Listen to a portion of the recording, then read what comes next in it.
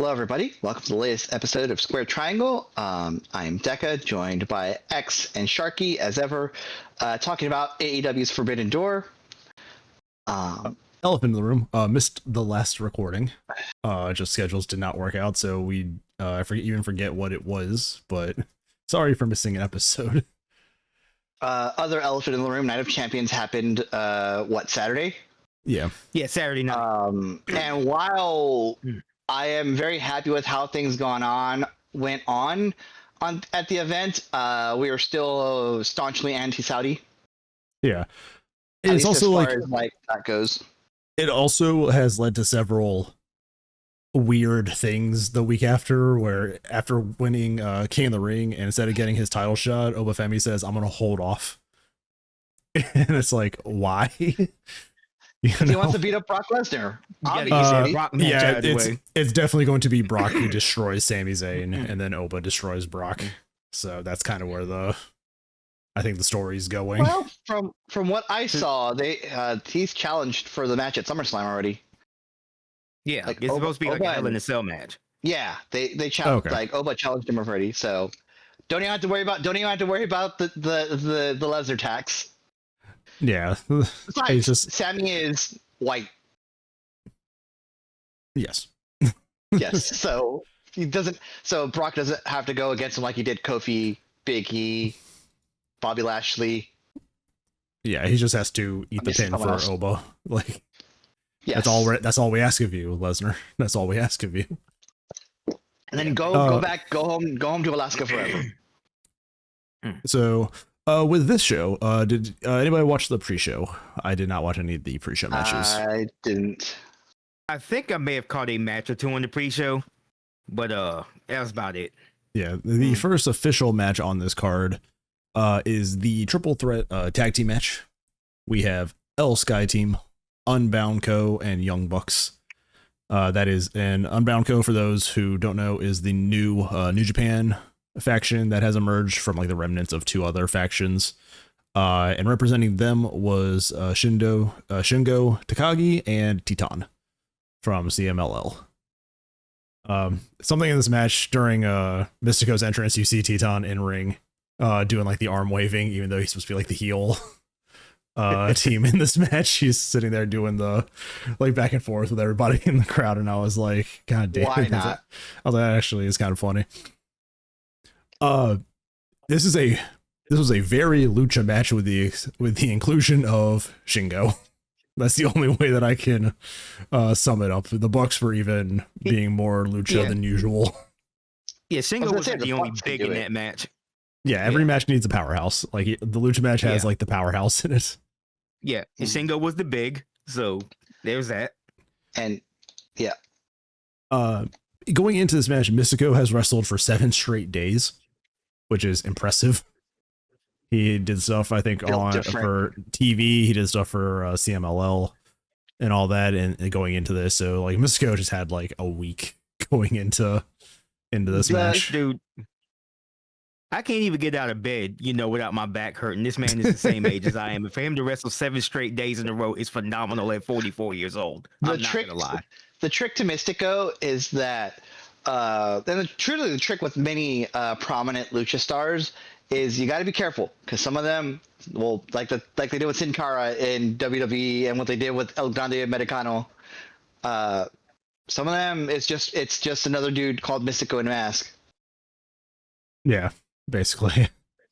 So, but I'm not saying that's what happened here, but no, but I mean, he definitely took more of a background role as Mascara Dorado kind of did most of the stuff for his team. Yeah, and the thing is, and I understand all that, but the thing is that they do label those guys, in Mexico. It's like, oh, this is this person number 2, or this person junior, and that happens. But like, this is actual like original Mystico though. That guy that went to WWE, became Sin Cara, and came back and pretty much got his whole, career going again in CMLL. So, that's really impressive for him to be wrestling at, that far into his career, 7 days straight in a row.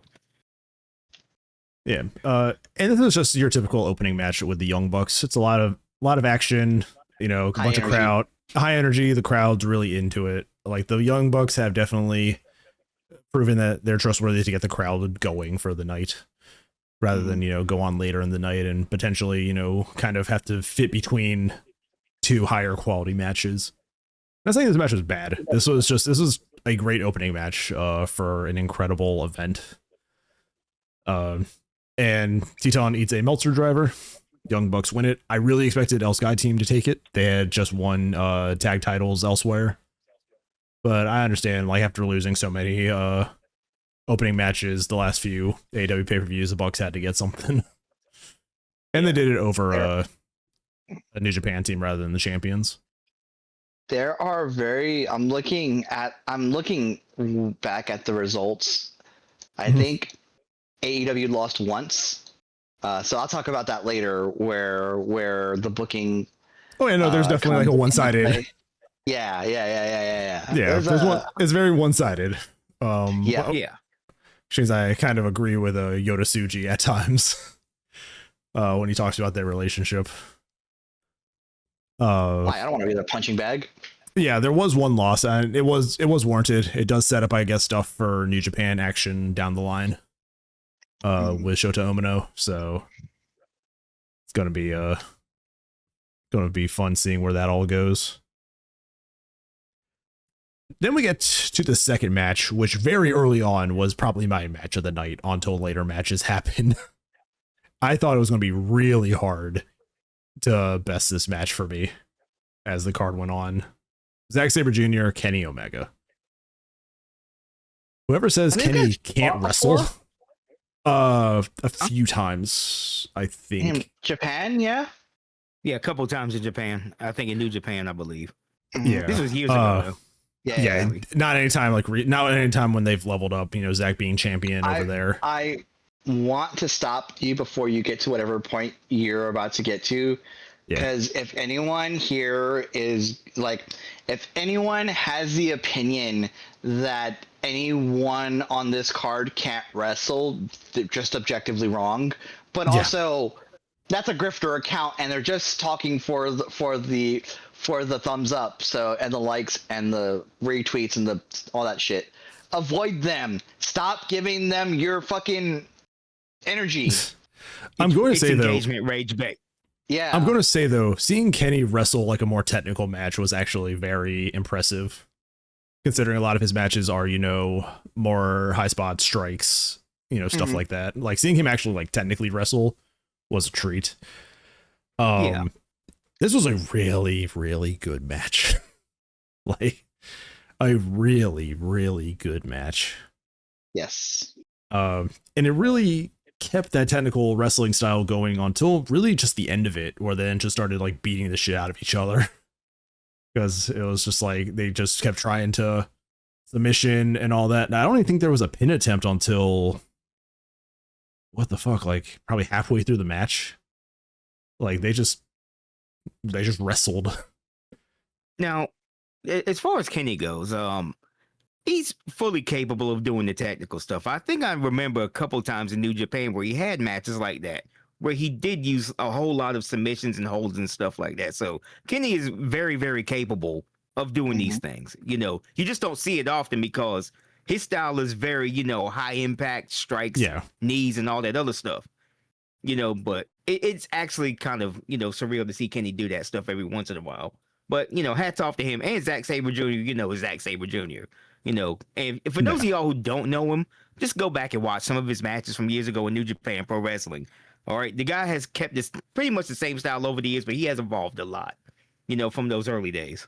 And we've had 2 great matches in AEW with him. We had him versus Nigel a few pay-per-views ago, which was great. And then we had him and Danielson. Yeah, Danielson wrestle. And that was a great match. Like, Zack Sabre Jr. is if people don't know him, he's definitely like he's a sleeper wrestler. It's like you'll watch his matches and you'll be like, fuck, this guy's good. Oh yeah, he also competed in the WWE Cruiserweight Classic like a decade ago. First one, you can go watch that stuff also. So did Kota Ibushi, and then he didn't. He just did. He was like, no thanks to a contract, and just left. Like that man was on a side quest. Man, Kota did that shit. It was funny. Oh, Yeah, that Cruiserweight Classic feels like a fever dream now. It does. It You really look at the does. roster of it and you're like, what the fuck? Like WWE had all these guys under one roof at one point in their career, in their company, and it's like nothing came of it. So yeah, I well, was just 205, amazed by that. 205 Live came of it, but nobody gave a shit. But I don't think anybody paid attention there. But Cedric Alexander and what's his name, TJP were good on that show. Yeah, that show though. And that was some of Pac's best, WWE work was on 205 Live as champion. And then they had him lose to Enzo Amore, if I remember correctly. Who is rumored to be coming back to WWE with a Big Cass. So Big Cass is in talks probably to leave AEW. An unfortunate loss. I was loving what he was doing, but if he's going to be happier there, let him go there. So he's improved a lot. I think they can do a lot with him. Yep. I think his ability to actually cut promos was what was different between then and now. But when they originally broke up, Enzo and Cass, and now in AEW, where he can actually cut a promo to save his life. He was always a pretty good wrestler for a big, but he just needed to learn how to talk, and now he can. Good for him. Yeah, and just like I saw it earlier, and it was just something that like stuck with me. There was a clip from NXT of Naraku, formerly Evil, misting Tony D'Angelo, and it's like, of course they had to give the Japanese wrestler mist because apparently that's just all what Japanese wrestlers have in WWE. He did that rarely in New Japan, and now this one's like, here, he's doing it now. So also they had Naraku like do the whole Keith Lee contract burning spot thing where dude would open up the contract and fireball pops out. They had him do that too. And Naraku gave like the fucking funniest anime villain laugh you could. He was just like, ha! It's just crazy. It's like a Sagat laugh. Yeah.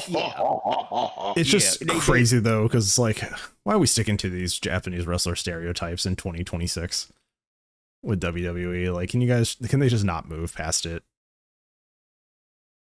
It's just one of those things I was like, man, I'm not sure how I feel about that. Like, he's good enough on his own to not need like this old stereotype wrestler stuff. Yeah. But this match, Kenny ends up winning after a bunch of slap fighting, submissions, counters. Zack Sabre Jr. counters a one-winged angel into a submission hold. Zack Sabre Jr. really good at getting out of the one-winged angel in this match. And yeah, it's just by the end, both men are gassed out. Hits a one-winged angel. Kenny wins. The second of AEW's wins tonight. But I would definitely recommend this. This is like one of the matches like, hey, if you want to watch good wrestling, this is one of the matches to add to your, rotation of good wrestling matches. Yes. I agree. You want to talk about heel? Do you have anything for the last match for Kenny? Yeah. So I know I've said this before. I have some like moderately obscure, I think, wrestling matches in my little playlist of like matches that I take with me on a plane. Yeah. And this one might get added to the list. You want to talk classic heel versus good guy? Continental title match. Jon Moxley versus Bandito. Jon Moxley kind of forgets that he's kind of a babyface right now for the crowd, and goes like almost full heel against Bandito, who is ultimate babyface for this crowd. I hoped they would give Bandito a shot. I understand why Moxley feels like he's still kind of in the middle of a story with Ospreay and stuff like that, and I don't know if this belt's gonna, come into that or anything else.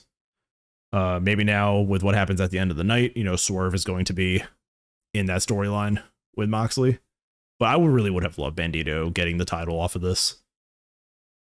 And they start off with Bandito kind of on the ropes too, because he's busted open, his mask is torn.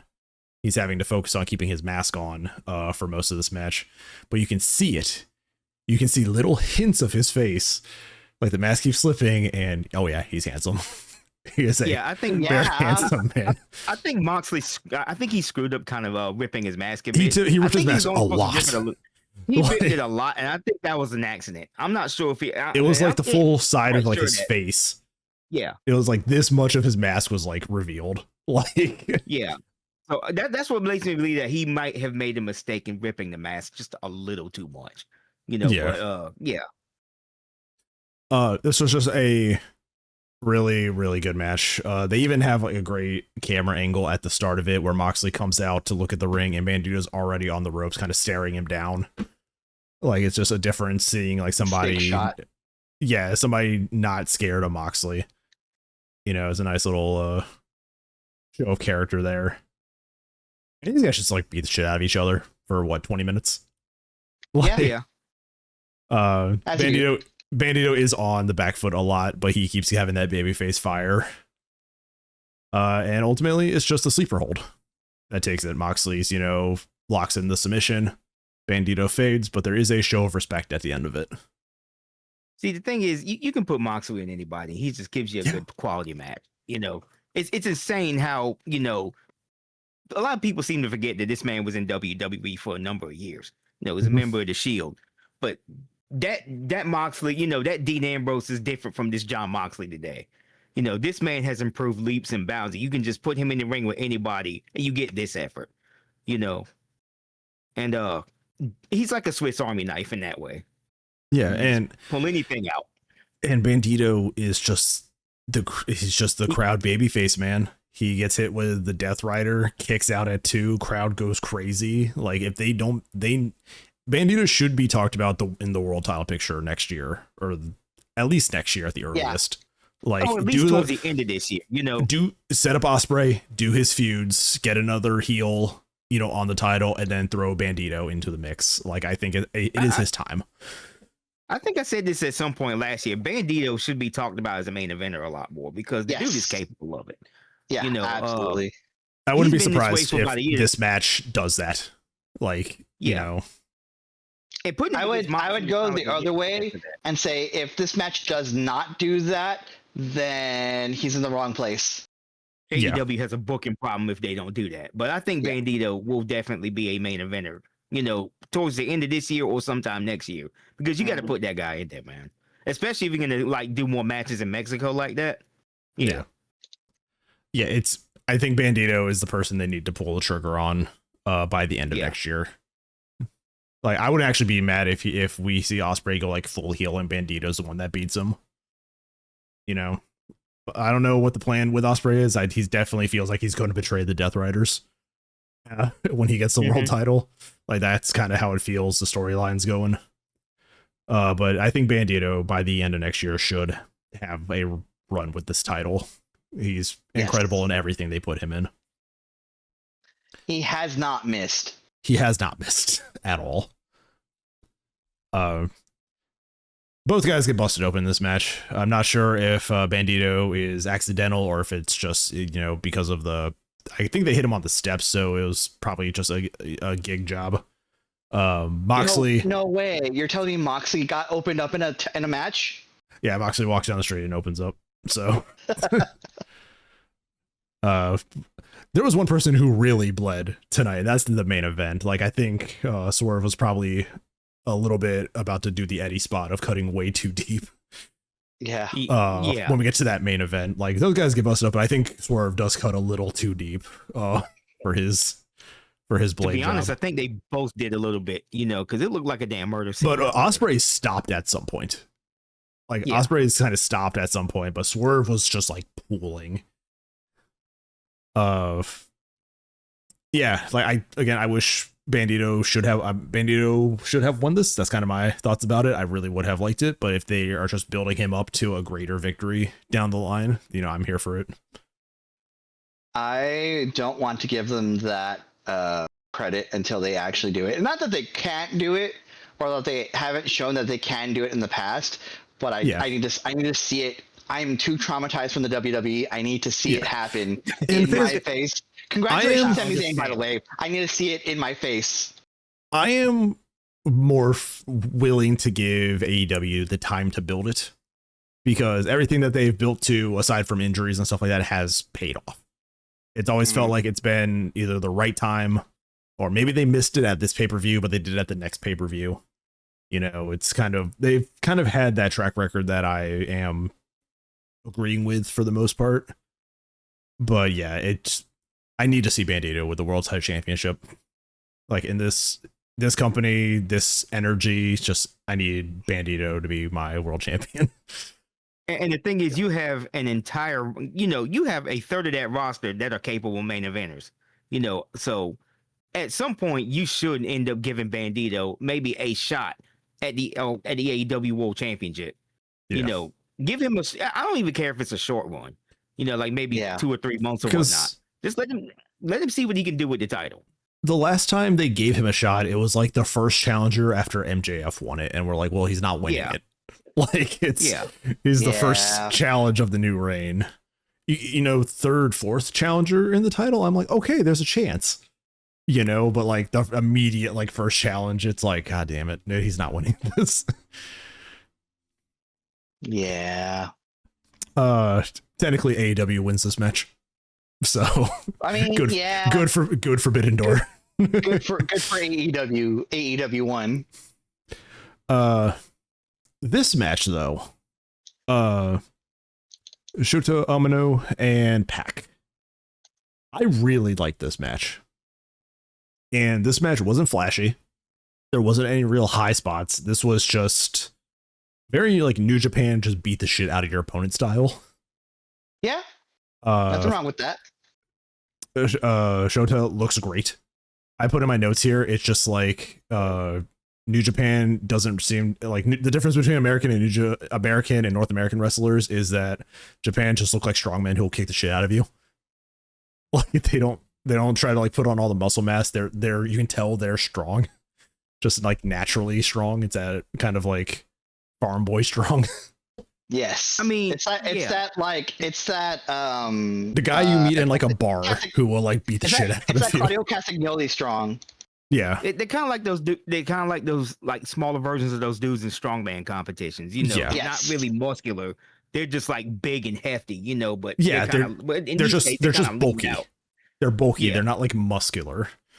Also, Go ahead. So yeah, you can tell they've just been like hitting, the gym hard. They've been hitting the gym. They've been eating.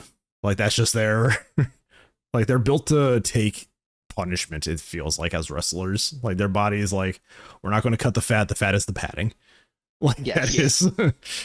Back in a singlet is still kind of traumatizing to me every time I see him. Like seeing him in like classic like British style like wrestling gear.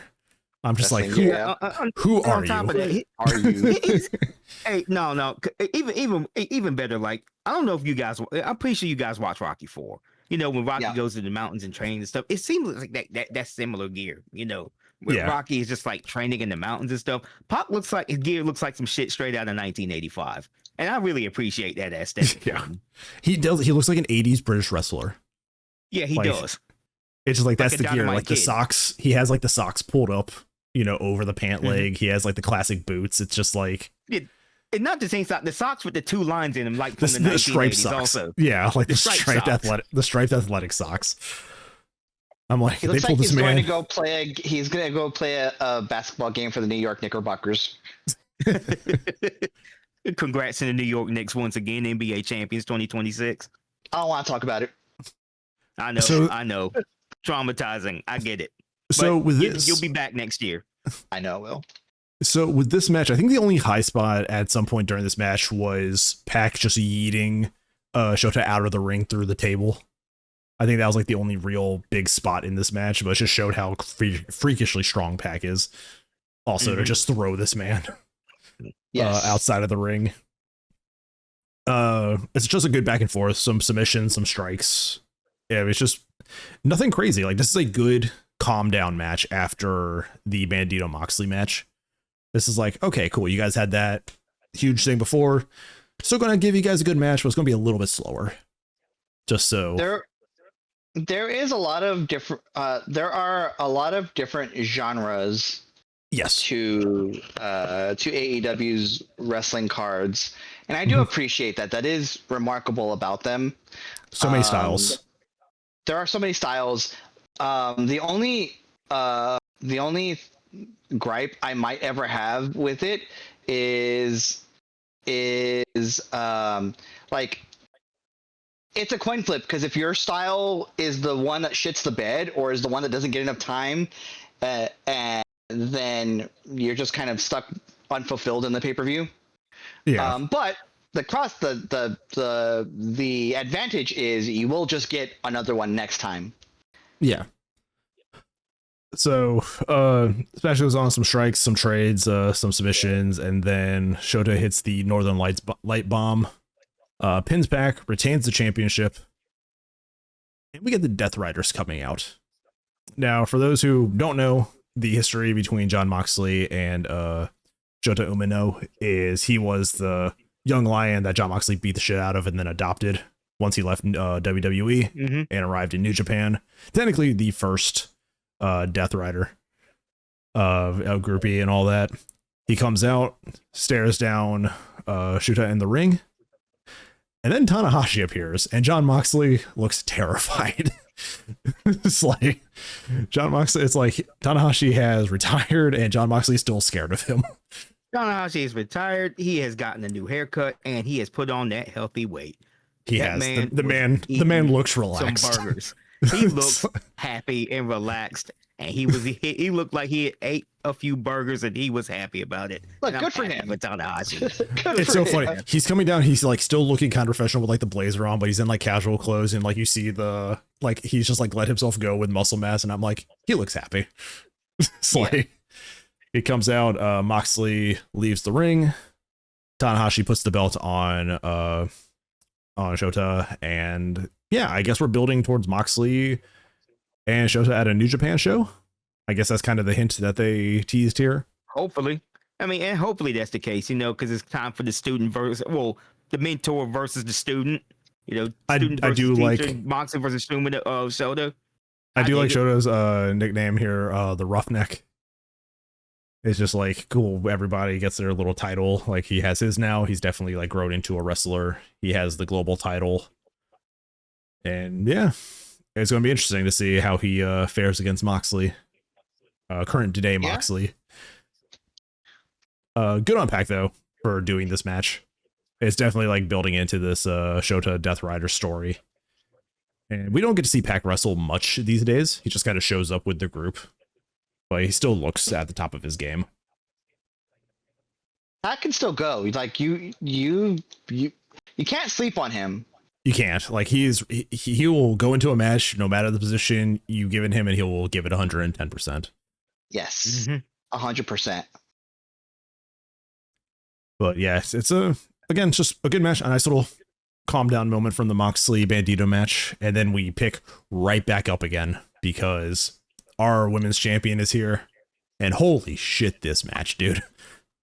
Man. This fucking match. Mm-hmm. So we have Tekla versus Starlight Kid, 24 years old, I think. Yes. Yeah, Starlight very, Kid's very, very old. young. And very has been in the young. ring for 11 years. Yeah, incredibly young. Taro Okada at ringside. I think he's just doing this to himself now. Like, I don't think this is Tekla looking for him. I think he's putting himself in these situations. You know what? You know what, though? I really love the fact that Taro Okada looks traumatized every time he sees Tekla. He does. He really sells the hell out of that. Like, he has generational trauma from that woman. It's a good bit. It is a really good bit. It reminds me of the Joel Gertman neck thing from ECW. I will say this is another AEW wins match, but I think this match served a different purpose. I think this was a showcase for Starlight Kid going forward in Stardom. I think this is the match that kind of positions her as like their new top star. And they did it on this stage. She looked great. She gave Tekla a run for her money. Like, it was an incredible match. Yeah, this girl is so young, being this talented. It's just like, what the fuck are they doing over there in Japan, man, with these wrestlers? They're just breeding all of these. They're just breeding all of these Joshi superstars over there. That's what they do. They've been doing this for decades now. So I say this is not a new thing. This is not new at all. It's just what is going on over there that a 10-year-old girl is like, I want to beat the shit out of people. And then some companies like, we'll train you to do that. Yeah, we have the technology. We have the technology. We have the facilities. Tekla gets her ass kicked this match. It is quite funny because she seems so unprepared for this. So unprepared for this girl, and Tekla is, that comedic villain at times too. Like, it's so funny seeing her kind of break character and be like, oh shit, whenever something's about to happen to her. Also, I love Tekla's facial expressions sometimes, man. Like, she's everything, Wile E. dude. Coyote. The whole package. Tekla's really good. She's like Wile E. Coyote when the Acme stuff doesn't work. It's funny as hell. Like, she's the best heel. He's the best heel in women's wrestling right now. Tekla's definitely like grown on me as a superstar, as a wrestler. I didn't like her at first, but she is not only has she improved her work, but like her presence is a lot stronger as well. Like the aura when she comes out, and just the aura. Like she has these goofy moments and doesn't lose aura for it too. No, she's like the thing is, like, early on when Tekla first came to AEW, she wasn't really talking that much. She would show up, wrestle a match, like do her little spider stuff, creepy spider stuff. But I think, I think this is where it kind of started with me. I saw an episode of AEW with RJ City, when she was interviewing Tekla, and it's like, man, this girl's kind of funny. She's kind of funny. Maybe they need to let her cut promos more. But the minute she started cutting promos, it just started taking off for Tekla. And then the personality started coming out. I'm like, yeah. She's become one of my favorite women's stars in wrestling now. I fully believe that when it's time to sign a new contract, they are going to do everything they can to keep her. Oh, they already did. And that's assuming she even wants to leave. No, Tony Khan, no, Sharky. Tony Khan already re-signed her. He got that out of the way early, so he's keeping her for a while. I think, and I mean, honestly, like, I think this is with her personality and the freedom to do what she does. I think this is the company that she needs to be in. I think so too. I think this whole thing gets neutered when she has to fall into the WWE structure. Like, she can't really get herself over like she did here. Like, Tony needs to do everything in his power in future signings to keep her here. I don't think it will be hard. This is like the perfect. I think she is going to be one of the, mainstays of the women's division, for this company. She is definitely going to be one of the top women's talent in AEW, for years to come. And she deserves it, because like I said, when Mariah May, known as Blake Monroe now, when she left, I think she filled that spot and she filled it perfectly. The weird person. Yeah. But we know what would happen. She's small, she's blonde. They would make her look like every other blonde wrestler they have in that fucking company. Yeah, and she doesn't fit that mold at all because she doesn't very unique. It's just like I don't think Tekla. I don't foresee Tekla going anywhere. WD was like, Unjoshi's your Julia. It's like, woe be upon ye. I don't think that's as she looks so different. Egregious as you're making it out. She does look different. It's like all of like nearly as egregious as you're making it out to be. It's not. I'm obviously over exaggerating. I'm a very reasonable wrestling fan, but like if you were to look at Julia now though, like nothing about her really stands out in the roster anymore. I do the agree look with she that. had with the braids, with all like the Joshi styling for her outfit, the long jacket, the fur, all that shit. I was like, man, she looked unique, and now she just kind of looks like everybody else there. It's so funny that this inevitably happens every time, where like, oh, this is this unique thing this wrestler is doing to get over, successfully gets over with the crowd. Same shit. Mm-hmm. Evil never really uses miss. He's Japanese. Missed. It's just, God, WWE needs a whole new team of writers. They really do. No, they need to stop using ChatGPT for writing. They need a new team of writers. It's like, Step but away from AI, man. It's not doing the company good at all. so we get at the end of this, 2 stomps onto Starlight Kid. Tekla retains and then attacks Okada at the end of the match. Once again, after stealing Starlight Kid's mask, we're probably definitely going to see her take place in some Stardom stuff, or maybe even have some Stardom stars come over to AEW to try to get it back. This definitely feels like a trophy aspect of her character now. During the media scrum, she put it on and like cut a promo in it, and it was like completely different character. It's like the Green Goblin mask going on to the Tekla. At the end of this match too, I put in my notes here, and I'm sorry to objectify, but Sky Blue came out with the whole bakery. You're not sorry to objectify. Don't start. It was, however, it was yes. incredibly obvious. Like I was like, they are. It's like I can't not look at it. It's like right there. Just like, and I just put that in Discord. I put that in my notes, and I was like, okay, we are good. Moving on to the next next match here. I'm gonna just let Sky Blue Successfully exist. objectified Sky Blue. Moving on.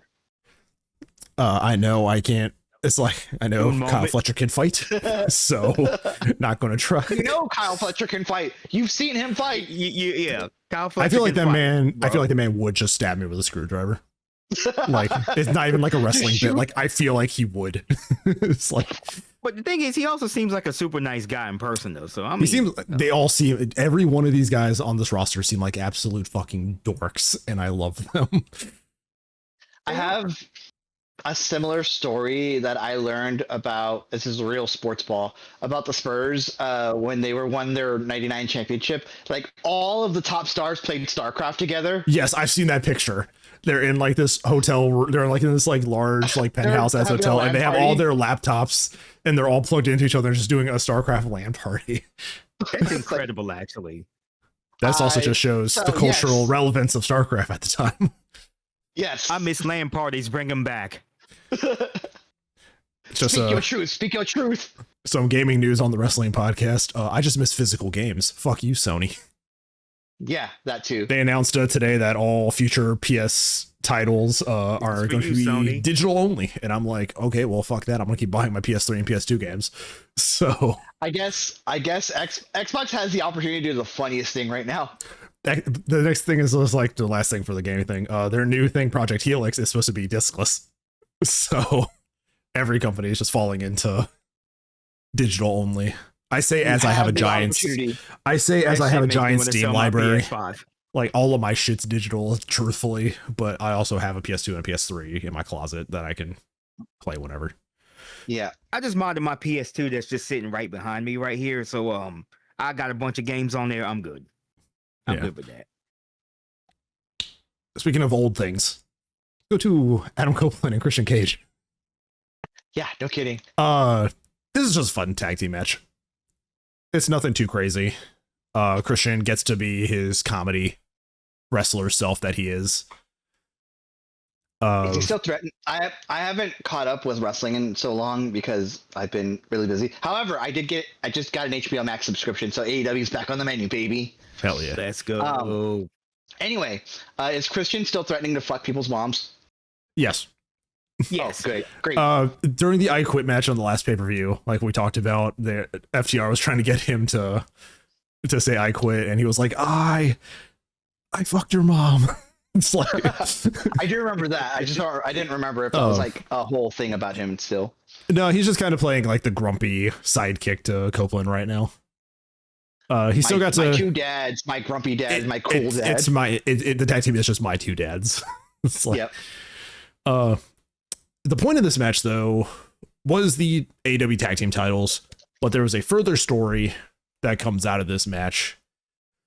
15 months, the Switchblade is back. My guy's back, Jay White. Instantly going for David Finlay because Finlay is the one who kicked him out of Bullet Club. Mm-hmm. So the story here is back to the Bullet Club Civil War that we always have. Well, that was that one faction we were talking about earlier, wasn't it? Like that new faction. Yeah, they got Unbound split off into Co. Unbound. Yeah, Unbound Co. Unbound Co. was Bullet Club and was it Hapon? I think both of those combined. Yeah. What was that? What was the name of that faction? What's his ass led of? Shit. That name's not evil. That's House of Torture, I think. That's House of Torture. Oh. It was LIJ. My mind. LIJ. It was LIJ. Mm-hmm. So yeah. Okay. I think Amalco is the members of Bullet Club and LIJ forming like a new team together. But yeah, so at the end of the day, Christian and Copeland retain. Again, not really much to talk. That's what I was thinking of. Suzuki. Never mind. Not really a lot to talk about in this match. Nothing really crazy happened, but we do get the return of Switchblade, who attacks Dave Finlay, helps Christian and Cage retain. And I think this is tying back into the brief thing that Christian and Jay White had. Like they had a little bit of a friendship before his injury. A few months back, so it was kind of him returning the favor. Christian was very upset with him being there. But yeah, one more thing before you move forward. But one more thing though, like when Jay White returned before the lights came back on, I like how they did his like unsheath thing at the start of his music. Yes, and then so the that was back on. That was absolutely fire. So yeah, they do the lights out. They do the spotlight. Bang Bang Club is on the ramps. It's all four of them. It's the Guns, it's Juice Robinson, and Ace Austin. And then they've added like a sword drawl sound effect to the thing now. So when they did that, and then the lights cut back on, and Jay White's in the ring. That was cool. Yeah, he takes out Finlay, and now is going to be Bang Bang Gang versus the Dogs. It feels like. In a nice little Bullet Club Civil War. Jay White is back. I'm excited. Get him into the title picture again as fast as possible. He's one of the guys that's like, man, you need to be in the rotation. You know, like it doesn't have to be long, but you deserve this title reign. The time that you were here, like building up to that, was godly. Like the matches with Hangman and all that, like just man. I just wanted a lot has changed though since he's been out. I mean, it's been over a year, so let's see how he adapts to this new landscape. But yeah, nice to see Jay back. I am very happy. So am I. And I think they should like shoehorn him into that main event scene. But like I said, it just goes to what I said earlier. They have a healthy main event scene. They got a bunch of guys. They have more than enough people ready to step up and who can step up. That is another thing I like about AEW's roster is that Tony Khan is probably overpaying these people, but also he can just like kind of slot somebody in if somebody else gets injured, change factions or whatever. Yeah, it's like, hey, here's our plan for we're going to have so-and-so for so-and-so for the title at this event. Somebody gets injured. We have enough history in this company that I'm going to put you into this position now. And it's feast or famine at that point, you know, you either show up or you don't. And he's like, okay, cool. Well, you didn't show up, so I'm probably gonna have to skip you next time. And it's great. Like it's the freedom to be like, it's your time. Show me what you got. Like, and that's a great, you know, mindset to have. It's what led to the next match. You know, Mercedes Moné, Maya World. For the Owen Hart women's final. We got an upset. Maya World beat Athena. And that's probably going to lead into a further storyline too, because after this match, Athena cut a promo and she was very pissed that she wasn't in this position. This was coming after that win was also done the same week that Maya World had lost her brother, I believe, in a car crash. So they wanted to. It's definitely one of those like feel good moments with everything. That did not stop her from showing out. Maya World showed out on this probably the biggest match she's had of her career, and she looked great. This match was so good, and it kind of punched a hole in our our belief that Mercedes can put on a good match with only bigger opponents. Oh no, that just that just goes to show you what kind of talent AEW picked up with Maya World and Hyan, for that matter. These two came in, as like, replacements, standbys, replacements. Because some people didn't want to have a match. Some people wanted the big league of company because of who they. Anyway, but Maya World came in. Them two girls, they worked their ass off throughout that entire year last year. And then Maya World was putting in work at Ring of Honor. She is fantastic, man. Like, I'm glad that the world finally got to see on a big stage what Maya World can actually do. Because that girl is incredible. And I think, after this, she's going to go up a few spots. She's going to go up to the main event picture in Ring of Honor. I think she's going to be the one to finally dethrone Athena after her Roman Reigns reign, which I think might end up being longer than his title one. I don't know how many. I think it's 20 days until they match Roman's COVID title reign. Yeah. So yeah, she's pretty much going to probably surpass that, and I think Maya World beats her. But she deserves that shit, man, because she has just been putting in so much work. Is Maya? I'm actually kind of proud of her. Is Maya in the TBS Survival of the Fittest match tonight? I don't think she is. I don't think she is. Yeah, I know it's like Queen Amanita and some other people. I just forget who the exact 6 are. I think she would have been a good slot. Aminata, Harley Cameron. I think.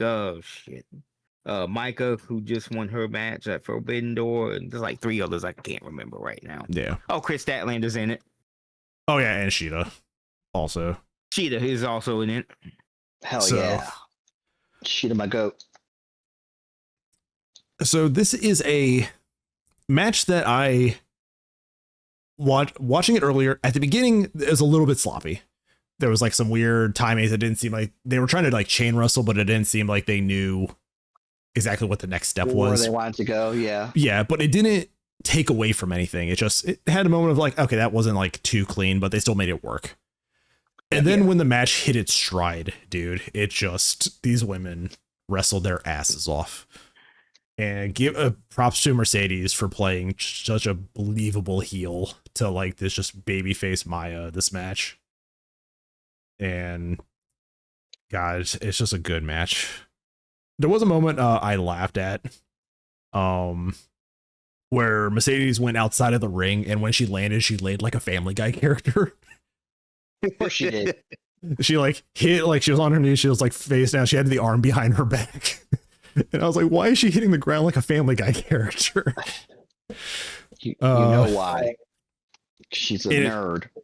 And I've seen this talked about a lot on social media, and I agree with it. With just the struggle during the submission holds at the end of this match. Like, it was a match that's like, it made me believe again, in like strong baby faces. Yeah. Like, it was such like Maya was going for the ropes and then, got kicked back, and she still fought for it. And it's like, man, she's making a believable babyface effort to break this submission hold. Mm-hmm. Ultimately, she does not win it. We kind of a given. It's Mercedes. She is the bigger superstar. Her versus Tekla is the bigger all-in match. Assuming that Mercedes goes for the title that has eluded her for everything. Hey, yo, what the fuck was up with that image of her having Bailey's whole ass government name? Then she did that shit. So, like, the day after Forbidden Door, Mercedes puts out an Instagram story saying, like, all in Mercedes Moné versus, like, Pamela Martinez.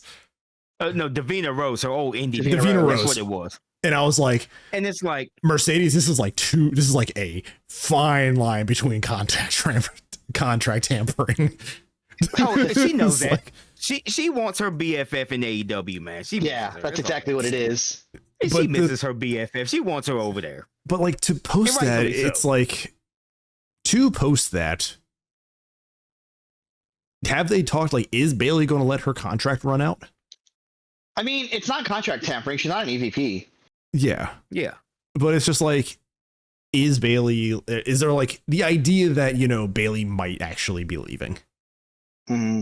Well, from what I've seen lately, I wouldn't be surprised if she does at this point, because it seems to me like they're going into her. If she is leaving, it seems like they are going into her final like storylines and whatnot, because Lyra just turned on her this past Monday on Raw. So I think they're gonna get that feud out of the way, and then I believe Bayley is gone. If her contract expires this year, that is. Because I don't think she's staying with WWE too much longer. They really have not. They don't know what to. They don't. She's in that role of like she's a veteran, but they don't know what to do with her. So, and they're just probably using her to put over younger talent at this point. Yeah. That's about it. I mean, at least with Alexa and Charlotte, like they're in a tag team. You know, they're like doing stuff for matches. But like with Bayley, it's like, all right, you're attached to the Lyra story, but now where's the Lyra story going? Okay, we need Lyra to be heel now. She's going to turn on you. Like, it just kind of feels like, all right, we're using you for everybody else now. Like, and like I said, once that's done, to be honest, I really kind of want Bayley over in AEW, because that would honestly be a fresh start for her. You know, she's in, you know, she'll be in the division with a lot of killers though, but we'll see how she messes up with that. Let's be realistic here. She's probably not going to TNA, because TNA apparently doesn't want any wrestlers on their roster. Man, TNA is done. Okay, let's just be real honest about it. TNA Eric got Young rated. Just fucking left. Eric TNA. Young just left, so at that point, I think they have like 10 people on their roster now. Like NXT cannibalized them. And everybody else is like leaving now. I mean, Bayley possibly could have another run over in Stardom. You know, that'd be sweet, but the most logical thing is like, yeah, if she ends up leaving and she wants to still wrestle, you know, she'll probably end up going to AEW. Yeah, but you know, and I'd be here for that, man. TNA's we know that. Exactly. We know that Bayley can wrestle. We know she can. They just don't seem to want to let her. Listen, I think if Bayley came to AEW, she would have like a career resurgence like Tommaso Ciampa did. Like, he came over from WWE to AEW, and he is kind of in the best run right now of his career. Bayley Statlander, Bayley Tekla. It's like Bayley Statlander. I have one that like no one's thinking of right now, but I would love to see. Bayley Hater. And Bayley Hater. Bayley Serena Deeb. Yes. The technical wrestling. Why Serena Deeb has not been added to the Death Riders at this point is beyond me. Like, as the technical wrestling powerhouse as she is. Yeah. Like, I don't know.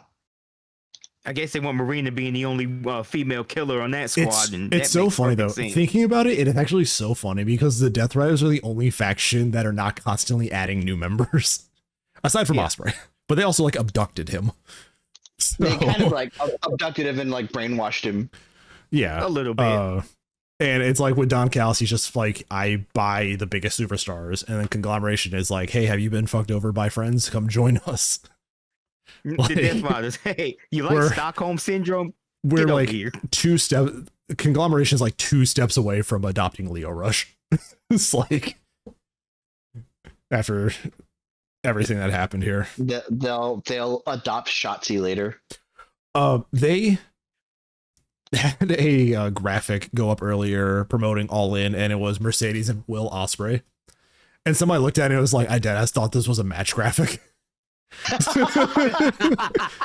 Because like it's positioned like that, like it's them, and then there's like the centered words and everything, and it's just like, it looks like a typical AEW like match graphic, and it's just like, it's like Mercedes Moné versus Will Ospreay, All In, 6 stars. Like, I'd probably watch it. I'd watch it. Dig it. It's like, I'd watch it too. So that is the first of 2 Owen Hart tournament finals that we have tonight. Here is where I was like, okay, it's weird to have the bigger match go before the other finals. But then seeing what they did in the finals, I'm like, okay, you know what? It makes perfect sense, because anybody having to follow that is like, it's a death wish. It's like, yeah, there wasn't no way in hell you were following that. That was rightfully the main event. So we get AEW's new concept match, Death's Door, with a giant circular cage surrounding the ring rather than built on top of it. I kind of like this setup.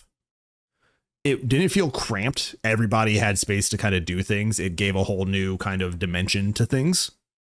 I like the circular cage setup. It was a very cool idea. We have a 12-man tag team match.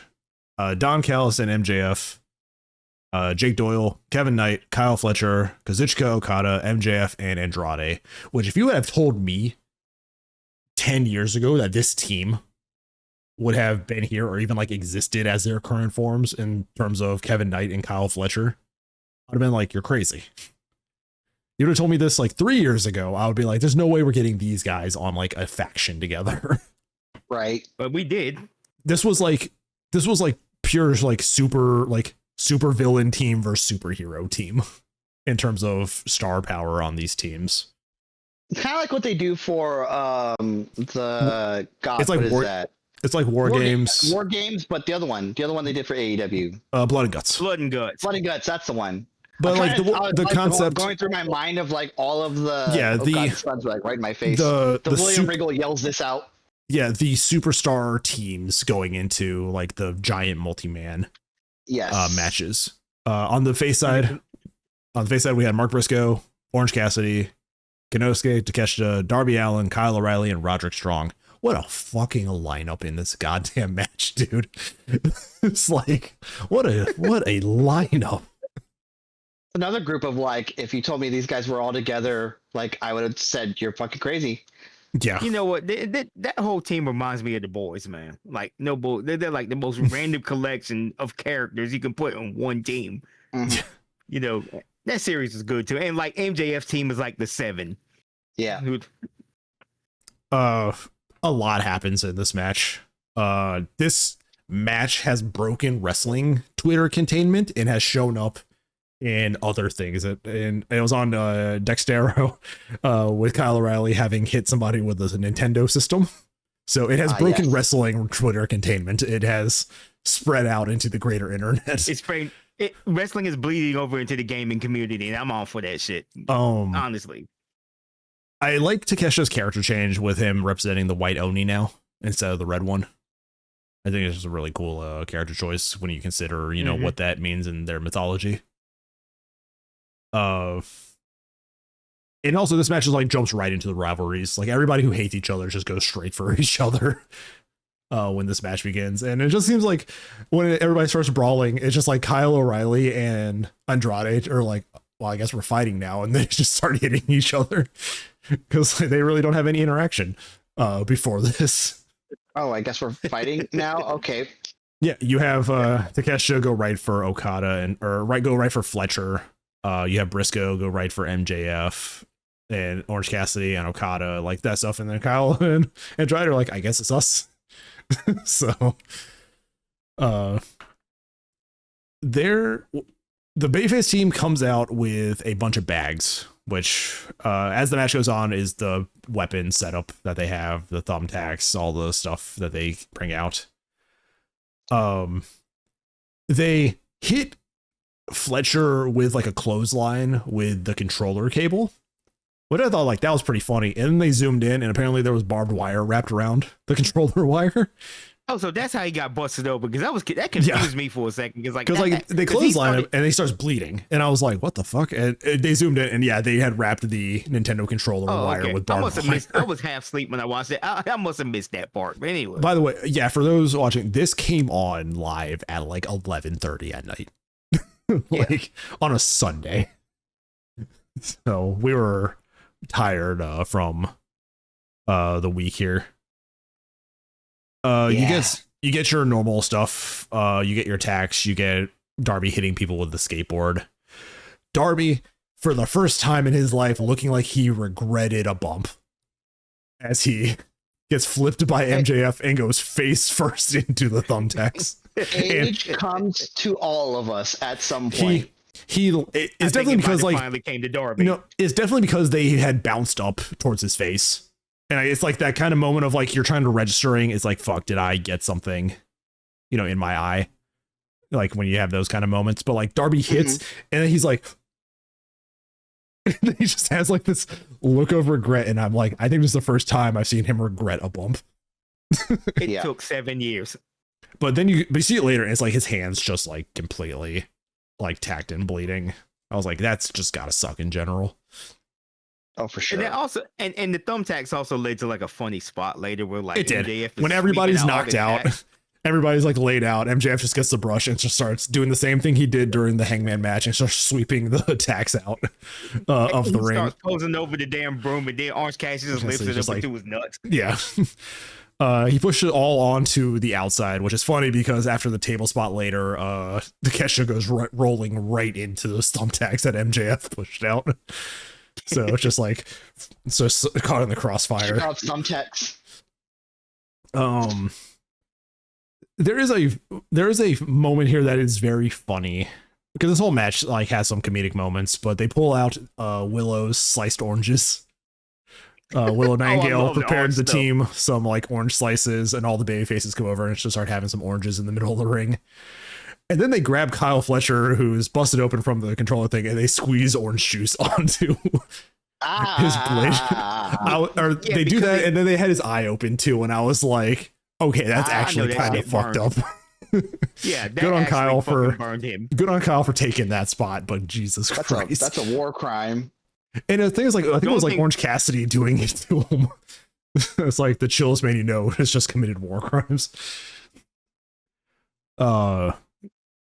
We get Takeshita and Okada having a face off, and the crowd goes nuts for it again. Everybody kind of hits their big spots. Takeshita goes digging for his backpack for a weapon, and then just pulls out the middle finger. And even Okada has to laugh. Like That was a Yeah, good he spot. cracked Okada.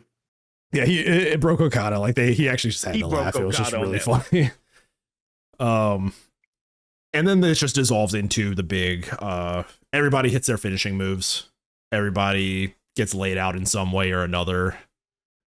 Leo Rush appears in the bag that Roderick Strong had carried in. Sure, Roderick why Strong not? carries. Everybody's carrying backpacks. Roderick Strong's walking in with like a whole like hockey bag set up, and I was like, "We're in San Jose. What the fuck could he be doing here?" And then they go and open the bag, and Leo Blackheart comes rolling out. There's a good little bit with him and MJF where he wants the Dynamite Diamond Ring, and he's being complete Gollum about the ring. And MJF's just like, "No, you can't fucking have this." He's like, it's just My a ring, really, you can't have it. it's just a really funny interaction. He tells Andrade it's fine, and Andrade is just like, "How you know?" And they just have this back and forth going on. Andrade, like, in the comedic moments, Andrade just owns it. Like, he's just so good. They beat up Leo. You hear Kevin Knight pack this motherfucker up, and they put him back in the bag. Pack his ass up. him and who is it? I think it's him and Doyle. Jake Doyle. Yeah, Yeah, him and Jake Doyle, Doyle. They packed Just him back up. also, heel team is wearing shirts that is Don Callis and MJF with their like painted like Yes. Adonis bodies, and they're wearing it the whole match. It's like That was really good. it's so funny because you see Andrade with like his button up, but you have this shirt over it, and like they just look so goofy. Kevin Knight explodes from the top Yeah, of the cage. Darby planted like a small bomb in his backpack. He Yeah. chased Kevin Knight up the cage, and Kevin Knight tried to Kevin grab Knight's for like, the "Oh, a backpack!" He goes to grab it and it just blows up. It explodes, and he goes falling, crashing through like two tables. I was like, "What the hell? This is some spy versus spy shit right here." It really is. Somebody was like, "This is the most WCW thing Darby's ever done." It Like, was. somebody took it and like applied like a grain filter on Twitter, Oh, and it no. looks like it's an episode from WCW where it's like the explosion happens, like the frame rate's kind of toned down a bit, and you just see Kevin Knight come falling. It looks like it's from a WCW episode. It's really funny. Oh man, that's amazing. Um, I need to see that later. Yeah. Takeshita kind of owns this match a bit. He's putting Kyle Fletcher through tables. He Hurricane Ronald, Andrade and Andrade look like he's just been fucking shot. Like when he lands on it, he just gets up and just like falls forward. Takeshita has his moment to shine. And then it kind of falls into the normal cage thing where everybody's laid out. It comes up to Briscoe, MJF, their rivalry, still kind of the cause for all of this. Doyle is holding Briscoe for MJF to hit him with the Dynamite Diamond Ring. He says no, he wants Andrade to hold him. He kind of wants to like have his power over Andrade with all the tension that they've had. And as he goes to hit Briscoe with the Dynamite Diamond Ring, Andrade hits him with that feint elbow that he does. Doyle looks shocked. Low blows. Doyle rips his shirt off to fuck Don, fuck MJF. We have a full Andrade face turn in this match, and it's about time. For some people, yeah, that was very, very long awaited, for Andrade. Andrade is gone from the Don Callis Vortex. He is now on his own. He is a face, and I think he will be in the lineup for world title matches going forward. Especially tonight, Briscoe is challenging for the title. I don't think he's winning it on TV. Well, of course not. He's not. So probably after Briscoe, we get the Andrade match with MJF. And then, I'm not sure about that. Because I think they're kind of building towards maybe him against MJF versus Kenny Omega again. Because I know there's like a pay-per-view before All In. There's Redemption. Yeah, that's it. That's the one. Yeah, it's in Redemption. Canada, I think. Yeah. So I don't know. Like you have such a loaded title scene, but like so little time. Like, my lobster. Well, so I want my lobster's so buttery. My steak is too juicy. My steak is too juicy. They have too many pay-per-views. They have too many. All companies do. Yes. As a podcast who covers pay-per-views, we work too hard. It's like, yeah. Well, they keep adding them though. They keep adding more, and they used to like have the right amount. It was seasonal, right? They had the 4. They had it every 3 months. A nice little like spring, like winter, spring, summer, fall, and then they added World's End and something else like 1 year, so that bumped us up to 6. And then they added like 2 more. They added Wrestle Dream and something else, and it's like, okay, you guys are getting to like the one Dynasty. a month spot. You guys are getting to like the 1 a month spot, and we need to stop. Like, well, yeah, but you know what? That happens with every major wrestling company. Well, at least the ones in North America. They start out small. They start out with 4 pay-per-views. They're just getting started. But as they get bigger, the demand for more pay-per-views comes up. I mean, eventually, I knew this was going to happen with AEW. They were going to have the once-a-month pay-per-views. But in a way, they still have been good. So for now, I don't think it's a big deal.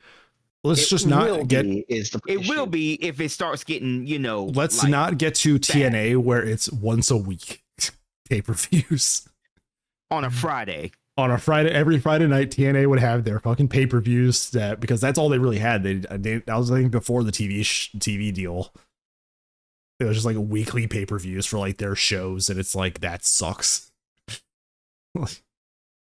Yes. Briscoe hits Jay Driller, pins MJF. He gets a title shot. He gets it tonight. In a promo that was losing audio, I might say. When he cut the promo backstage to challenge MJF this Wednesday. I don't know if he was just like yelling too hard and peaking the microphone, but like that interview audio kept going in and out, in, out, in, out. And even commentary's like, we'll get back to you about what he said. And on top of that, it wasn't just that too. It was like all the entrance music sounded really weird coming from that. I just AEW just needs a new audio team because like all the entrance music was sounding weird. It was very echoey and it sounded delayed. I made a note about that too. After this match, for about I think until halfway through the Ospreay Swerve match, it seems like the only audio you get from the show, aside from like the ring bumps and everything, you don't hear anything from the crowd. All you get is the announcers. And when they're talking, you hear like the crowd and everything. And then when they stop, it's like the noise gate completely kills everything. Yeah. And I was like, that's so fucking what he's talking weird. about. He does that for a living. Yeah, but I'm listening and it's like the announcers are talking, I'm hearing everything. And then when they stop, it's just like silence. And I'm like, I think they cross like audio feeds with like a noise gate somewhere. because I'm not hearing like any crowd action either until about halfway through the Swerve Osprey match, and then it all comes back, and I was like, okay, cool, we figured it out. Someone figured it out, I guess. But it was like before the end of this match, the Briscoe interview, and then the rest is like, yeah, the audio like completely like shits the bed for some reason. Yeah, a really good cage match. Just it's the match on AEW pay-per-views that is just like the dumb fun match. You know, like there is like a reason to it. There's a reward for whoever, you know, there's a reason for why they're fighting. But at the end of the day, it's just we have 12 superstars you guys love. There's some beat shit out of each other. Right. And I mean, I love it. And the Death's Door concept is cool. I hope that is only a Forbidden Door thing. I hope from here we adjust it. Maybe Team AEW, Team New Japan, you know, stuff like that. That would be cool. I really do like that round cage though. The round, I really like the setup. Like it's not the first time somebody's used a round cage, but because I think TNA had their round They've cage. had the 6 sides of steel for a long time. They had that, so they had like a round cage, and that's where we get like the Elix Skipper spot of him like running across and then Hurricane Rana-ing AJ off of it. Yeah, the 6 sides of steel. Yeah. Yeah. But it's just a cool design, and I like they have space to actually set up like multiple tables outside the ring and stuff like that. Mm-hmm. No, I thought it was interesting. Yeah. And then we get to the main event, ladies and gentlemen. Boy. Owen Hart men's finals. Will Ospreay versus Swerve Strickland. Story going into this is not just the Owen Hart. It is the fact that in the 10 years of knowing each other, Swerve has always beaten Ospreay. Anytime they've wrestled. So wait, so wait a second. Hold on. So you mean to tell me that these two men have history for a number of years, and they use that history to build a story, build a good story around the Owen Hart. Build a good story around the Owen Hart. Shouldn't that sound like something that maybe a certain match from WrestleMania should have fucking done? Instead, we got a certain individual who became the main character of that fucking story. Anyway, I'm just continue on. Yeah. So straight from the get-go, these two guys are fucking nerds. We have Ospreay coming out in a Bane getup, and then we have Swerve coming out rocking a total Lobo look. But then again, this is a Warner Brothers company at the end of the day, so they're going to cross promote their properties. Full advantage of that. They're taking full advantage of the comic book properties. Fucking nerds. Swerve looks great in the Lobo. Yeah, in a promo.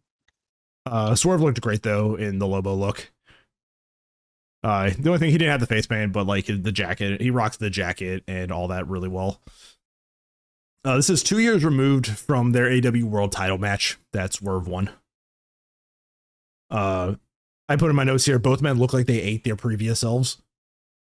Like these guys have, the clip came around again of like, there was the side-by-side comparison of like, these are the same guys, and it's their Swerve and Ospreay's like little dance off that they had during that wrestling match. Yes. And then it's them like bleeding the shit in this match. Like hardcore wrestling. God. And it's like same guys, by the way. You're so right. Yeah. So One it's of my like friends went to that pay-per-view that where they were like Swerve and Ospreay danced. Awesome. But yeah, it looks like they ate those Swerve and Will. Well, I know Swerve did, man. That dude like got that dude came back bulked. He came back big. That man said, and I take that personally. Yeah. They know for a fact going into this match that Swerve is the heel. Like he was a fan favorite for a while, but when he came back and attacked Bandito, like it kind of solidified a heel turn, but like they play fully into Swerve being the heel of this match. Especially, and even with Nana getting involved at times. Like, it's just classic manager wrestler cheating. I like that this match took a while to get going. Like they didn't just foot to the floor, put the gas on. Like they actually took their time to build to the big crescendo. Of a lot of Ospreay stuff is focusing on Will's neck and back. As it should. As it should. He's a very smart very smart heel. He's kind of shit talking Will at times. Will gets busted open, and before he starts making his comeback and swinging Swerve into the corner of the steps, which was brutal. Swerve gets busted open, and it does not stop. Swerve cut a little too deep. He is bleeding the entirety of the remainder of the match, while Ospreay's like eventually stops. A little and too it much is like sauce on that one. it is like bright red, like puddling. Like he is like like Swerve busted himself open too hard. Yeah, because like during the match, they showed the camera was showing where all the blood was, and I'm like, did somebody get shot here? And even like at the end of the match, everywhere. Even at the end of the match, like you see it like dripping to the floor by Swerve's feet, like at the end of the match too. I'm like, this man is losing way too much blood. Didn't cut hard enough to be like Eddie though, where he was getting like dizzy and stuff. Like he was he was just definitely like bleeding though.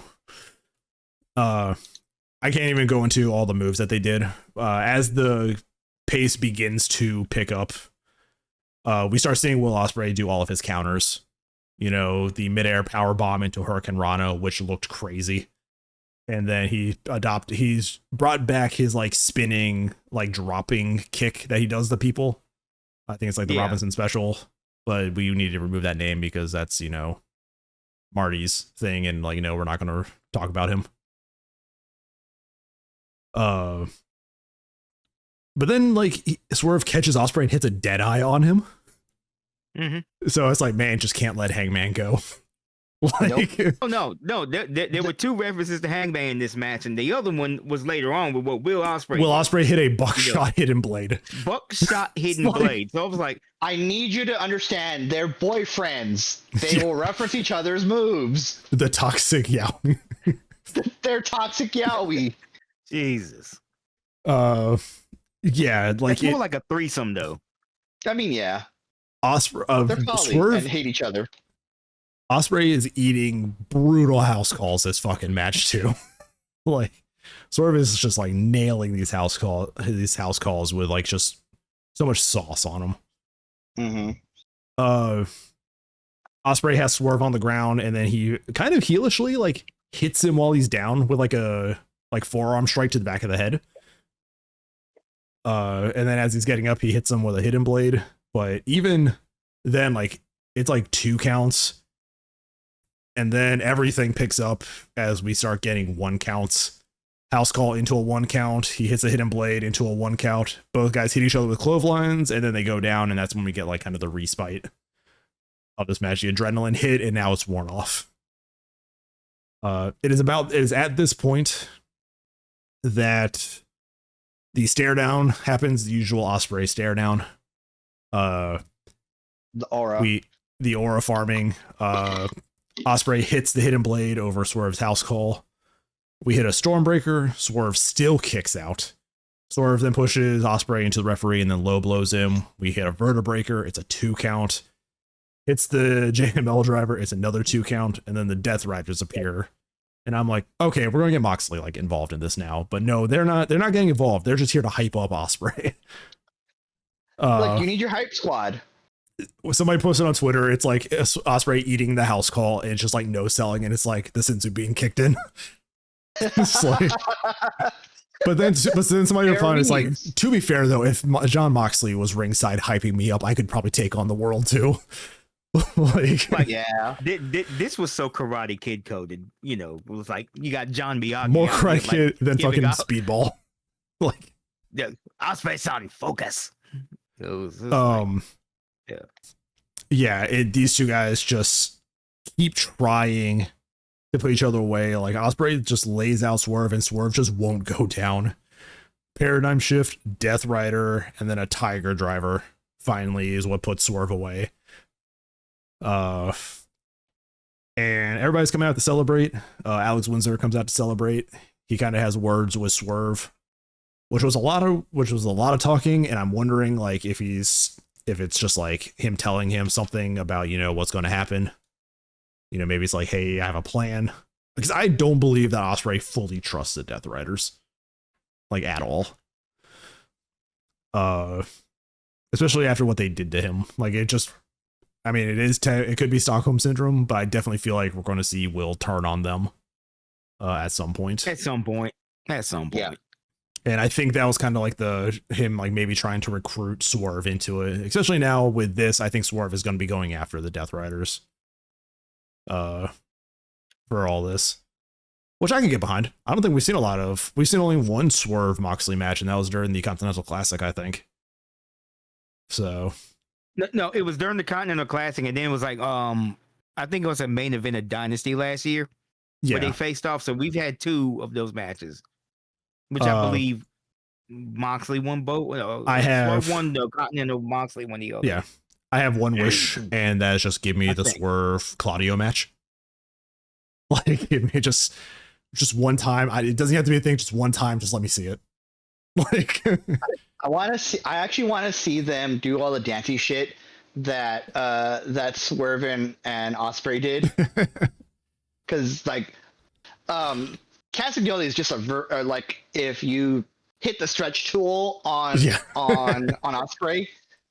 So I also want to point out, like, it is crazy seeing Swerve in this position when 2.5 years ago, 3 years ago, he was being eliminated from the Battle Royale by Orange Cassidy, like kicking the rope. You think of like just how far he's come in that time. Or was it a Ricochet that was like, or it was Swerve who did like the cartoonish ass like fall after Orange Cassidy like kicked the rope or kicked his hand on the rope. Yeah. And it's like, it's crazy that that's the same guy. Like, it's like Swerve is probably never in the same ballpark as Orange Cassidy now going forward for this company. Like, you put them, it's like, no, he's going to murder Orange Cassidy. Like, he's going to kill him. Yeah, it's like, yeah, that's how you level up though, man. That's how you level up though. Yeah. I do final notes here. I do want to talk about the cage match. It wasn't supposed to be Takeshita. It was supposed to be Ishii, but he was not medically cleared. I kind of would have loved to see Ishii in this match. Ishii would have just been like looking around like, what the fuck do I do in here? Dude, Ishii in AEW is so goddamn funny. Like, it's just like he's just there, just stoic, but he's like in the friend group, or him when he's walking down Jericho backstage. Like, everything Ishii has done in this company is just like comedy gold, and I'm like, this man was a menace in New Japan. He was. But so was Okada. Like, they wrestle they wrestle like madmen, and then they come to AEW and there's just like comedic geniuses. But all in all, this was a very, very good pay-per-view. I think the only thing you can say the match that didn't like hit was the Umino Pac match, but even that match was great. Like, yeah. I don't think there was a miss on. I don't think there was a miss on this card. Like we. No, usually... I don't think there were any skips. Yeah, I mean, the last pay-per-views have had kind of one that's like, you don't have to watch it. Yeah, you know? There's been some here and there that have been like, I don't know about the booking decision there, and like again. I'm not thrilled about Forbidden Door being like AEW beats the shit out of New Japan, the pay-per-view, for the next, third or fourth year in a row. Ultimately, though, at the end of this, like, it didn't even, when we had the build to this, we were like, okay, cool, they're doing New Japan AEW stuff. But then, like, the final card, it's like, this is just AEW again. Like, we have CMLL and L Sky Team. And then we have Shuta Umino in the thing, and it's like, okay, so that's your only CMLL and New Japan representatives besides Starlight Kid. Yeah, like, yeah, I really do wish that they could get a lot of more of the other companies involved with this Survivor Series style. Yeah, yes, but at least they had to. They did bring out the Japanese announcer, and that was kind of cool. Yes, the Japanese announcer was announcing every match, even the ones that just had AEW guys. But still, I kind of want more involvement from CMLL, Stardom, and New Japan Pro Wrestling. Yeah. I want to see some of those guys over there. And listen, I understand Yoda Tsuji's position. He don't fuck with AEW like that. That's cool. Yeah. But he kind of needs to get his ass over here for at least one match. Yoda Tsuji's just like, I do not give a shit. He's like, well, y'all can kiss my ass with that. They had an interview today. When Tony Khan in the media scrum was asked about Yoda Tsuji's comments, and Tony Khan, with his better media training now, has answered it very gentlemanly. And Yoda Tsuji's like, I appreciate it. The AEW relationship is a problem to me on New Japan's diplomatic side. Like, it just seems like they keep giving them too much, you know, without getting enough in return. So he's kind of pissed more about New Japan's side of handling it, which I can see. And see, you know, and this is why I kind of want some of those guys winning. This is why I think they should use the international title as like a bridge between those companies. You know, have one of those guys win the international title every once in a while. You know, kind of like how the IWGP Global Championship is defended in the U.S. Yeah. Take the international title over there, you know. I will. Defend that stuff too. Yeah. I will ask, because I do not know, because that's just how kind of pointless this title's become. Like the national title. Who has the international title? Mark Davis still. Okay. You see, like, it's not. It can probably go at this point. Somebody pointed out it's like the national title. It's like, I'm just saying you should probably just be the intergender title. And somebody posted like somebody, like a female wrestler from another company, I forget her name, and Mark Davis, and I'm like, I'd watch it. Like, yeah, it's like I'd watch the shit out of it. You know what? I'm all for that too, honestly. You gotta make them feel different. Like right now, the international and the national just kind of feel like the same thing. And see, what I would do, no real showcase. See, here's the thing, and I had a lot of thought about this too. Like the international title, I think should be used as like I said, it should be used as like the bridge title for AEW, New Japan, CMLL, Stardom, all that, make it a true international championship. The national title should be like a belt that's defended on the Indies, you know, kind of like their little ID championship or whatnot. Continental Classic actually kind of serves a purpose. Television, I mean, AEW TNT Championship, it kind of serves its purpose, and the world title's a world title. But that's kind of the idea I would have for those titles. Yeah. I don't know if it's just me on my end, but no, it's not. Okay, yeah, Nexus was like sounding a little robotic, but it wasn't like overbearing. So I just wanted to... You got your thought out, and I let you get your thought out before I said anything. I'm sitting here and I was like, "Fuck, is it me?" It's like, but yeah, like again, a good show. I think the next one is Redemption. I think it is towards the end of July. If I remember correctly. And then that'll be the last pay-per-view as we go into All In. So, more than likely, whoever is the fucking champion, going into All In, I feel like Ospreay is still going to take it off of them. So I'd prefer if MJF just kept it over Kenny instead of giving Kenny like a 1 month reign to lose it to Ospreay. But we'll have to see. Yeah. And actually, like, I wouldn't even be mad if, like, a few months after getting it, Ospreay drops it to Andrade. Like, just that'd be my like 1-2 going forward. But yeah, it's a great show. Redemption, we'll see what the build is. I mean, a month feels like you're not really going to have a lot of time to really build anything compelling. It just feels like it's going to be part 2s of a lot of stuff in this match. Yeah.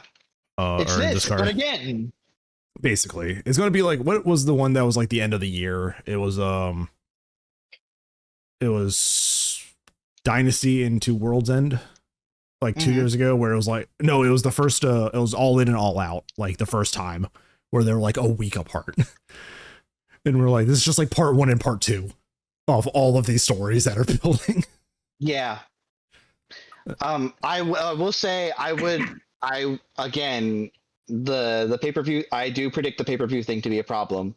It does feel it. Like, I don't think you need to add Redemption to the list. I just think that after, like, especially if they continue, so it's also, especially if they continue to do like 6-hour shows like they do, which I'm not complaining about more wrestling, especially since they're going to give us a lot of wrestling, right? But you're opening your wrestlers up to, okay, this is the match where I need to show out, right? And that's going to, like, doing that 4 times a year minimizes risk of injury versus doing it now, what are we at, like 10 times, like, 12 times? I think it's like every month and a half on average now. Yeah. It's like a pay-per-view. Is just going to open your wrestlers who are extremely talented and have pretty much full creative control of the match flow to hurt themselves, because quite frankly, they don't know better sometimes. Yeah. You know, and if anything, I really do feel like Redemption could have just been a TV special. You know, like a special episode of Dynamite or whatnot. They always do it. They always do like 2.5 special hours. episodes. Like, why not just make it a thing? Like a Fighter Fest or something. So yeah, I don't think Redemption is necessary. No. But I guess they need to fill that, you know, pay-per-view a month gap, which I'm not a huge fan of either. No. But that's just the way big wrestling companies go. You know, they just get in there and they just start building, and then we get the monthly pay-per-views. Like I said, I'm not a fan of it, but I don't know. It could have just been a TV special. Is what I'm saying. Yeah. Definitely. Well, we'll see how Redemption goes and whatever the next WWE one is. I think it's an actual like in-state one. Should be in a few weeks if I remember correctly. I believe Is so. Is that shit SummerSlam? SummerSlam, yes. SummerSlam. SummerSlam Jesus right around the Christ. corner. It's what, 2 weeks from now? Something like that. Because I think it's like the week after I get back from my. It's SummerSlam is August 1st and 2nd. Oh yeah, it's a 2-part event. That's right. Right, it's 2 days. So yeah, about a month. So yeah, about a month from now. Yep. But y'all go, yeah, WWE is really gonna make me watch 2 nights of SummerSlam. That's probably gonna never mind. No, they're gonna make you I'll just suffer one night and then have an okay night the second time. It's like No, what they're gonna do is they're gonna intermingle like good matches, so that I have to watch all the stinkers to get to the good match. yeah, Right. but I'm I'll say so exhausted with that. so. We will get to Redemption in a few weeks, and then we will get to SummerSlam. I think we're good for tonight while we have Robo X, unfortunately. Yeah. But I got nothing else to add. Good show. Go watch. Go watch good wrestling. Go watch Kenny versus Zack Sabre Jr. Go watch Kenny vs. Zack Sabre Jr. Yeah, just go watch if If you're squeamish, go watch Kenny Zack. If you don't give a shit, go watch Swerve Ospreay. Yes. Like, Yeah. Do that. And the 2 women's matches, because those are the 2 best women's matches you'll see all year. Yeah, You know? they really I think were. so too. All right, guys. Well, we'll see you all in a few weeks. Again, sorry for missing the previous episode. And sorry for not covering anything from the Saudi shows. We have beliefs around here. So You have to say it differently. You have to say it differently than that. We don't You can't just say we have beliefs. we don't like the blood money rolling. There you go. Say that. Don't say we have beliefs. Hardcore Christian podcast that does wrestling. God, no. This is not a Christian show. No. No, it's not. All right. We'll see you guys. We'll see you guys in a few weeks. Y'all have a good night. Later.